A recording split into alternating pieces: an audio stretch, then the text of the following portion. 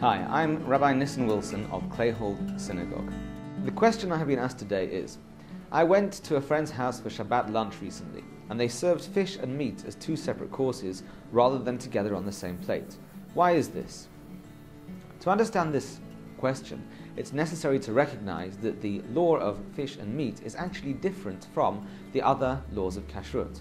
The other laws of Kashrut, such as not eating meat and milk together and other animals that are forbidden to be eaten, pertains to one's spiritual well-being rather than necessarily to one's physical well-being. Whereas the issue of eating fish and meat together, the Talmud describes as something that is dangerous for one's health and therefore should be avoided. And it's interesting that the Talmud and Jewish law makes it quite clear and gives us guidelines as how to look after our bodies as well as how to look after our souls. Because the reasoning behind this law is different to the reasoning behind the other laws of Kashrut, it also has different applications.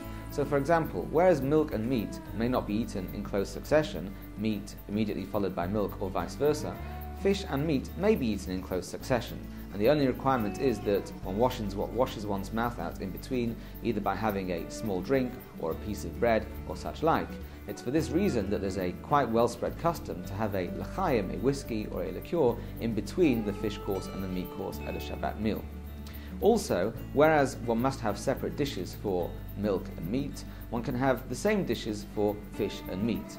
The only requirement is that they are not eaten together at the same time or on the same plate.